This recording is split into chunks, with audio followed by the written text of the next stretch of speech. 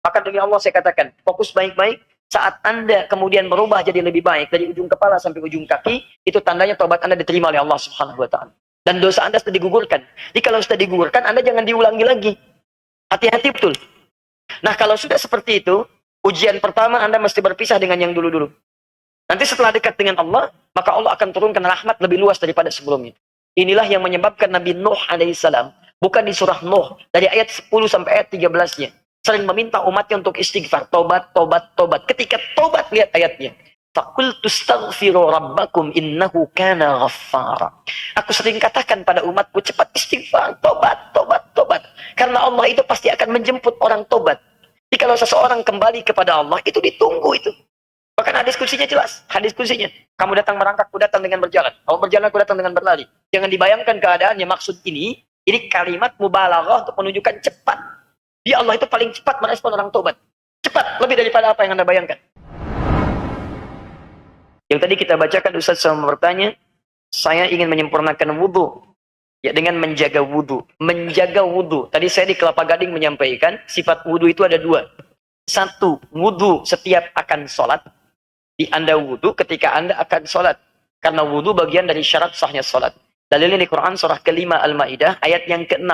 Paling kiri sebelah atas. Kalimat wudhu diawali dengan kalimat pembuka untuk menyempurnakan sholat. Ya ayyuhalladzina amanu idza qumtum ilas sholat. Hai orang-orang beriman, kalau Anda ingin ya menunaikan sholat dengan sempurna, faghsilu wujuhakum, maka mulai awali dengan wudhu dulu. Basuh wajahmu. Di syarat sahnya sholat, itu dimulai dengan wudhu. Saya katakan tadi, kalaupun Anda, maaf, sholatnya khusyuk, sampai menangis, sujudnya panjang, sampai doanya luar biasa. Ya Allah, kabulkan, kabulkan, ya Allah, sampai salam. Tapi Anda nggak wudhu, maka sholat Anda tidak sah. Paham ya? Sholat Anda tidak sah di sini. Dan dalilnya lengkap, banyak turunan-turunan dari Nabi sallallahu alaihi wasallam, termasuk di hadis riwayat Al-Bukhari nomor hadis 244, hadis Muslim nomor hadis 397 dari Abu Hurairah radhiyallahu taala anhu. Baik, yang kedua adalah yang ditanyakan ini, selalu menjaga wudhu. Dan ini sifatnya di dalam Quran disebut sebagai sifat hamba yang sangat dicintai Allah. Ya, ada karakteristik hamba disebutkan di Quran, hamba ini mendapatkan cinta Allah. Saya sering katakan dalam setiap kesempatan yang mungkin disampaikan, bahwa cinta manusia saja begitu kita harapkan, maka bagaimana dengan cinta Allah Subhanahu wa taala? Anda ingin dicintai pasangan Anda, anak Anda, kerabat Anda, maka kenapa Anda tidak dicintai oleh Allah Subhanahu wa taala? Nah, kalau Anda ingin dicintai oleh Allah, ada banyak pilihan. Salah satunya ada di Quran surah kedua Al-Baqarah, di ujung ayat yang ketiga. Perhatikan kalimat cinta di ayat ini. Innallaha yuhibbut tawwabin wa yuhibbul mutatahhirin. Ya, sungguh Allah itu mencintai orang yang senantiasa mau tobat. Tobat, tobat, tobat. Mata saya pernah salah, saya tobat. Telinga saya pernah keliru dengar, saya tobat. Lisan saya pernah salah, saya tobat. Terus Anda terfikir untuk hijrah dari yang kurang baik pada yang baik. Ingat pesan saya ya. Ketika Anda terbersit ingin berubah jadi lebih baik, di situ Anda mendapatkan anugerah tertinggi yang tak ternilai. Anda sedang dicintai oleh Allah Subhanahu wa taala. Karena itu tolong jangan gadaikan cinta Allah dengan dunia. Itu nggak ada tandingannya. Kalau Anda kemudian akan berubah jadi baik dan harus berhadapan dengan meninggalkan dunia Anda, demi Allah kalau saya boleh sarankan, pilih cinta Allah. Ketika Anda dicintai oleh Allah, maka semua akan mengikuti dalam kehidupan Anda.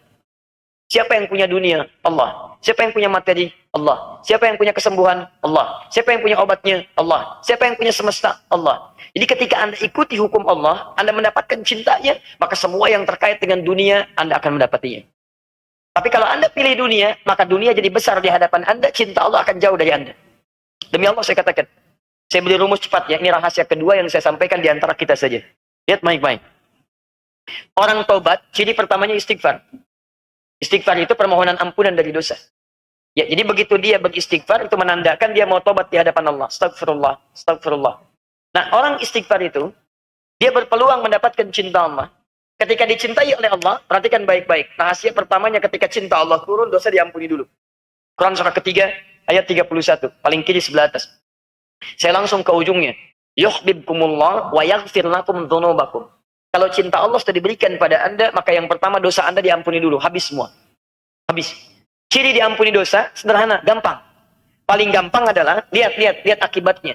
Anda sudah tidak senang dengan dosa itu lagi, dan berganti dari buruk jadi baik. Misal, Anda sering marah-marah tidak jelas. Anda bertobat. Tiba-tiba Anda jadi penyabar, maka penyabar itu ciri diterimanya tobat Anda. Dosa Anda digugurkan, sabar Anda muncul. Anda sering kumpul pada yang tidak jelas, pindah kepada yang jelas-jelas untuk akhirat Anda bisa. Ikut ta'lim, diskusi yang baik-baik, bekerja pada yang halal lebih baik lagi. Maka demi Allah saya katakan, fokus baik-baik. Saat Anda kemudian berubah jadi lebih baik, dari ujung kepala sampai ujung kaki, itu tandanya tobat Anda diterima oleh Allah Subhanahu wa Ta'ala. Dan dosa Anda sudah digugurkan. Jadi kalau sudah digugurkan, Anda jangan diulangi lagi. Hati-hati betul. Nah, kalau sudah seperti itu, ujian pertama Anda mesti berpisah dengan yang dulu-dulu. Nanti setelah dekat dengan Allah, maka Allah akan turunkan rahmat lebih luas daripada sebelumnya. Inilah yang menyebabkan Nabi Nuh alaihissalam, bukan di surah Nuh, dari ayat 10 sampai ayat 13-nya, sering meminta umatnya untuk istighfar, tobat, tobat, tobat. Ketika tobat, lihat ayatnya. Faqultu astaghfiru rabbakum innahu kana ghaffara. Aku sering katakan pada umatku, cepat istighfar, tobat, tobat, tobat. Karena Allah itu pasti akan menjemput orang tobat. Jadi kalau seseorang kembali kepada Allah, itu ditunggu itu. Bahkan hadis kutsinya jelas. Hadis kutsinya. Kamu datang merangkak, aku datang dengan berjalan. Kamu berjalan, aku datang dengan berlari. Jangan dibayangkan keadaannya. Maksud ini kalimat mubalaghah untuk menunjukkan cepat. Dia Allah itu paling cepat merespon orang tobat. Cepat, lebih daripada apa yang Anda bayangkan. Yang paling menarik, teruskan ayat. Faqultu astaghfiru rabbakum innahu kana ghaffara. Yursilis samaa'a 'alaikum midrara. Kalau sudah tobat diampuni, diterima, dosa diampuni, maka Allah akan mencurahkan rahmatnya dari langit kepada Anda. Wa yumdidkum bi amwalin. Kalau rahmat turun dari langit, maka harta Anda akan diluaskan oleh Allah Subhanahu wa Ta'ala. Kalau yang menyampaikan adi hidayat, Anda boleh ragu, tinggalkan. Tapi kalau yang menyampaikan Allah, maka hukum berlaku. La raiba fi. Dzalikal kitabu la raiba fi. Jangan pernah Anda ragukan janji Allah Subhanahu wa Ta'ala. Quran surah 3 ayat 9. Innallaha la yukhliful mi'ad. Allah enggak mungkin, mustahil mengingkari janjinya. Allah yang janji pada kita. Kata Allah, kamu tobat, saya curahkan rahmat dari langit. Begitu rahmat turun, rahmat kan 3 bentuknya. Pertama, solusi dari masalah. Ya, Quran surah kedua Al-Baqarah ayat 155 sampai 157. Masalahnya di 155, sabarnya 156, rahmatnya 157. Paling kiri sebelah atas. Ulaika alaihim salawatun min rabbihim wa rahmah. Ada hamba Allah yang ketika mendapatkan ujian, masalah dalam hidup, diberikan rahmat oleh Allah. Ketika rahmat turun, wa ulaika humul muhtadun. Mereka mendapatkan solusi dari masalahnya, selesai urusannya. Bahkan ada orang yang belum dapat masalah, sudah selesai masalahnya. Bukan nggak punya masalah, tapi masalahnya diringankan oleh Allah. Sama-sama dapat, dan masalahnya serupa. Orang ini punya masalah, dia punya masalah. Bisa orang itu larut dalam kesedihan, orang ini santai aja. Silakan cek. Dan banyak hamba-hamba Allah Subhanahu wa Ta'ala, bukan nggak punya masalah. Tapi masalahnya banyak, cuma diringankan oleh Allah. Silakan lihat para ustadz. Masalahnya lebih banyak daripada antum. Tuh, masalah semua tuh pertanyaan. Masalah punya antum yang mikirin ustadz. Ya, itu luar biasa gitu kan. Tapi lihat yang lain-lain, Masya Allah. Demi Allah saya katakan, Anda mendapatkan ini rahmat turun. Kedua, ampunan dari semua dosa yang berlebih. Quran surah ke-39 ayat 53. Qul ya ibadiyalladzina asrafu ala anfusihim la taqnatu min rahmatillah. Ya, kalau Anda pernah berbuat dosa, maaf ya, sepenuh langit. Bahkan memenuhi bumi, daratan lautannya, darat laut bahkan udaranya. Demi Allah saya katakan, nyawa belum sampai ke kerongkongan, ada peluang Anda berubah jadi hamba terbaik di hadapan Allah Subhanahu wa Ta'ala. Tinggalkan yang buruk, Anda akan diangkat. Bukankah Anda sering mendengar ada orang ahli surga di lisan Nabi dijamin tanpa hisab? Coba cek latar belakang mereka. Bukankah mereka pernah berbuat salah? Teman-teman, tidak ada yang sempurna. Hei, Anda yang pernah mabuk. Dulu sahabat Nabi ada yang pernah mabuk, namanya Umar. 5 kali dalam sehari. Anda nggak seperti itu. Dan jangan pernah bersaing, Anda kalah. Demi Allah saya katakan, tapi dia bisa memilih untuk meninggalkan masa lalunya, membuka lembaran barunya. Ketika dibuka, dia masuk Islam dan baik keislamannya. Hasuna Islamu. Perhatikan bagaimana Allah mengangkat derajatnya. Demi Allah saya katakan, dosanya diampuni oleh Allah. Dijadikan jadi sahabat terbaik. Meninggalnya dikubur di samping Nabi. Pernah jadi khalifah, jabatan tertinggi. Dan surganya kata Nabi, masuk surga tanpa hisab. Kurang apa lagi? Luar biasa. Pernah ada pembunuh 100 orang. Bunuh 100 orang. Bertobat dia cuma datang ke majelis ilmu. Di tengah jalan tobat.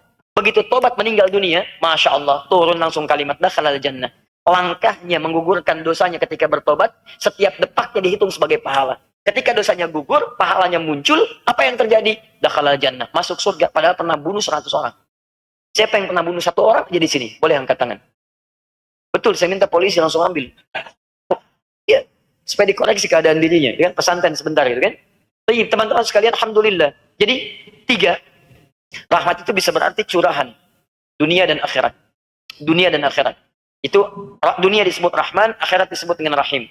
Jadi kalau Anda mendekat kepada Allah, dunia diturunkan. Wa yumditkum bi amwalin. Kami nanti panjangkan, luaskan hartanya. Wa banin, bahkan keturunan kami datangkan. Ini mohon izin ya. Anda bisa perbanyak istighfar pada Allah. Hai teman-teman yang mendambakan keturunan, mendambakan pekerjaan yang baik. Ayo coba cara beristighfar. Saya beri rahasia yang ketiga. Ini di antara kita aja. Buka Quran. Surah ke-51, ayat ke-18. Ini istighfar terbaik. Istighfar terbaik. Anda lakukan setelah tahajud. Ini Quran ya, bukan saya. Quran yang bicara. Lakukan setelah tahajud, di penghujung malam sebelum subuh. Ya. Anda tahajud dulu, karena ayatnya terangkai dengan tahajud. Anda harus tahajud dulu. Mulai tahajudnya di ayat ke-15, 16, 17. Istighfarnya ayat 18. Lihat baik-baik Quran surah 51, buka ayat 15-nya. Paling kanan di pertengahan. Innal muttaqina fi jannatin wa uyun. Ada orang takwa tinggalnya di taman surga. Akhidina ma atahum rabbuhum innahum kanu qabla dzalika muhsinin. Mereka itu saat di dunia adalah orang-orang yang rajin ibadah, orang baik. Apa amalannya? 1 ayat 17. Kanu qalila minal laili ma yahja'un. Mereka itu kalau malam sedikit tidurnya. Sedikit tidurnya. Di malam dia bagi untuk ibadah. Sedikit tidur, lalu dia ibadah. Begitu dia bangun, menjelang subuh, dia tidak tidur lagi. Perhatikan. Ini rahasianya. Wabil ashari hum yastaghfirun. Dan di waktu-waktu sahar. Sahar itu sekitar 15-20 menit sebelum subuh. Anda duduk. Hum yastaghfirun. Mereka istighfar kepada Allah. Istighfar. Hum. Hum itu bentuk jamak mereka. Bukan aib antum duduk dengan keluarga di rumah. Suami istri tahajud terus duduk di satu ruangan yang sama. Dan mulai beristighfar kepada Allah. Mulai dengan suaminya. Ya Allah. Ampuni dosa saya ya Allah. Maafkan papa kalau selama ini belum jadi suami yang baik. Ya, adik-adik, anak-anak mohon maaf. Kalau selama ini papa belum memberikan yang terbaik untuk kalian. Belum mendapatkan ridha Allah untuk merawat kalian. Ya Allah ampuni saya ya Allah. Istrinya menyambut, Pak, mama juga mohon maaf. Kalau selama ini belum jadi istri yang baik. Sering kadang-kadang melanggar ketentuan. Tidak baik membicarakan pada yang buruk. Anak-anak mohon maafkan mama. Kalau malam ini jadi malam terakhir. Dan kita tidak berjumpa. Mohon semoga Allah ampuni dosa mama. Astagfirullah. Anaknya berkata sampai si bungsu berkata, Pak, maafkan anda. Sampai hari ini masih sibuk dengan dunia. Belum mampu menghafal Quran. Belum bisa memberikan mahkota. Kemudian mereka semua beristighfar pada Allah. Ya Allah ampuni dosa kami ya Allah. Astagfirullahaladzim. Astagfirullahaladzim. Demi Allah saya katakan. Rahmat Allah akan diturunkan di keluarga itu. Akan diturunkan di situ. Begitu turun. Wa yumdidkum bi amwalin wa banina. Setelah itu Masya Allah. Turun. Hadir kenikmatan dalam hidup anda. Minimal rumah tangga anda akan tenang teman-teman. Itu kan dari Quran. Apa pernah enggak? Saya tanya pada anda. Pernah enggak mengerjakan sekali aja? Kalau anda ingin merasakan nikmatnya, malam ini anda bangun tahajud, sebelum subuh anda lakukan apa yang tadi saya sampaikan. Demi Allah saya katakan, akan ada ketenangan luar biasa dalam rumah tangga anda. Bedakan rasanya, rasakan bedanya, dan pasti akan terasa. Akan lain keadaan kita. Silahkan cek. Ya.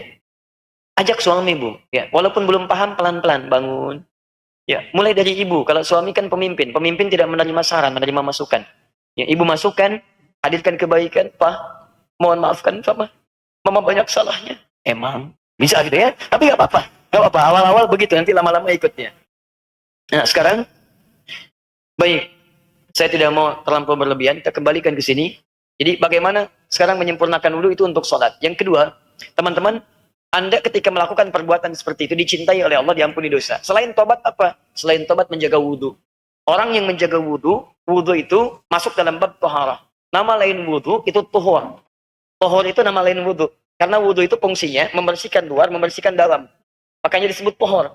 Menggabungkan bersih luar dengan bersih dalam. Bersih luar disebut dengan nadhafah. Orangnya nadhif. Bersih dalam disebut dengan husnun. Baik, ketika husnun dengan nadhafah digabungkan menjadi wudhu namanya. Bersih luarnya, bersih dalamnya. Babnya disebut dengan tuhurun. Pembahasannya disebut dengan toharah. Makanya kalau anda buka kitab fikih pembahasan toharah, itu dimulai dengan wudhu. Jenis-jenis air yang digunakan wudhu apa saja. Ya, air tahir mutahhir, air tahir ghairu mutahhir, air musyammas, air mustahmal dan sebagainya. Pernah dengar itu? Dan tidak ada air yang diobok-obok, airnya diobok-obok itu tidak ada. Ya, sampai mengobok-obok agama orang lain itu tidak penting, kita tinggalkan itu. Baik, kembalikan ke sini ya. Ya, baik, jangan mencela yang sudah tercela. Kita doakan dalam kebaikan.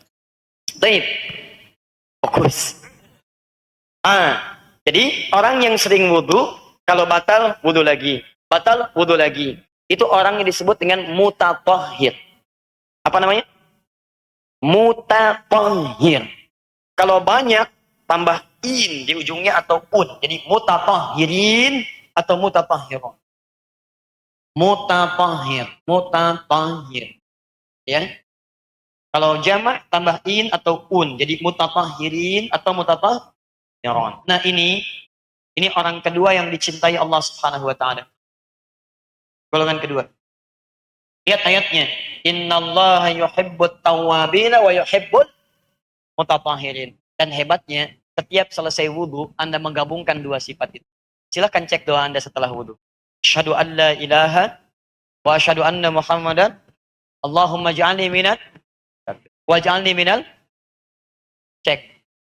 Anda minta cinta Allah. Kata Anda, ya Allah saya mau tobat, saya mau tobat. Makanya setelah Anda wudu, jangan mengerjakan lagi yang maksiat. Cek tayangan kami tadi siang dari Kelapa Gading. Kami terangkan apa makna wudu dengan konsep mutatahhir. Yang kedua, Anda minta pada Allah supaya dijaga wudunya dalam kebaikan. Makanya kalau Anda mengatakan mutatahhir, itu artinya Anda tidak harus berwudu ketika akan sholat saja. Batal wudu, kemudian wudu lagi. Batal wudu, wudu lagi. Ada kejadian membatalkan wudu, wudu lagi. Maka ketika Anda punya sifat seperti itu, saya ucapkan selamat kepada Anda. Karena Anda sedang dicintai Allah. Apa ini? Dahsyat. Saking dahsyatnya. Ya. Bismillah bisa lompat. Jazakallah khair. Paham sampai sini? Baik. Nah, sekarang ada teman kita perawat bertanya kepada kami, Ustaz, saya ingin menjaga wudhu, tapi keadaan saya itu menyulitkan untuk demikian. Bagaimana solusinya? Pertama, saya ucapkan selamat dulu. Karena ketika Anda bertanya seperti ini, Anda sedang ingin mendapatkan cinta Allah Subhanahu wa taala. Itu luar biasa.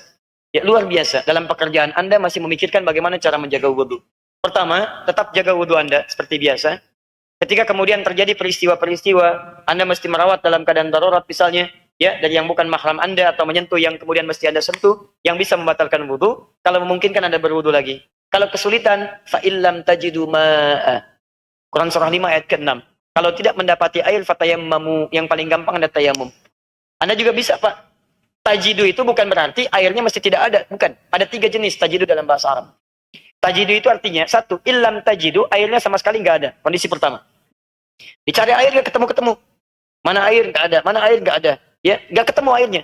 Maka yang seperti itu sudah kita ketahui. Bisa tayamum solusinya. 2, airnya ada. Tapi adanya terbatas untuk hajat yang lain. Yang sekiranya kalau tidak ada air bisa bahaya misalnya. Hajat-hajat tertentu. Maka ini tidak boleh dipakai wudhu. Anda silahkan tayamum. Yang ini gunakan untuk hajat yang lain. Hajat darurat yang lain. Jelas ya? Ukuran yang bisa dipakai wudhu itu 4. Kalau cukup bagi yang 4, maka silahkan Anda berwudhu. Tapi kalau nggak cukup bagi yang 4 ini atau ada hajat yang lain, maka tinggalkan ini, kemudian Anda tayamum. 4 itu disebutkan di Quran surah 5 ayat ke-6. Pertama wajah, kedua tangan sampai siku, ketiga kepala, kemudian yang keempat kaki sampai kedua mata kaki. Jelas ya? Baik, yang ketiga, airnya ada. Cukup, hajat terpenuhi, bisa dipakai apa saja. Alhamdulillah. Cuma kita tidak bisa menggunakannya. Kenapa? Karena ada kondisi darurat yang tidak mungkin menggunakan itu. Apa diantaranya? Misal, saya sakit. Sakitnya tidak mungkin bagi saya menggunakan air. Kalau kena air, bisa bertambah penyakit saya. Tambah parah misalnya. Maka yang seperti itu jangan paksakan. Anda cukup berwudu saja. Dengan tayamum. Maaf, tayamum pengganti wudu. Tayamum pengganti wudu. Misal, saya tidak sakit, tapi dinginnya luar biasa. Awas hati-hati, kalau kena air ini bahaya. Dingin luar biasa. Di Korea kemarin kami dari sana itu minus 4 derajat. Kadang sampai minus 10 derajat. Bahkan pernah kejadian di zaman Nabi, malam mimpi. Mimpinya berhubungan seksual. Ya, mengharuskan dia mandi. Tapi suasananya dingin. Temannya yang belum tahu hukum, Masya Allah, ikut berfatwa.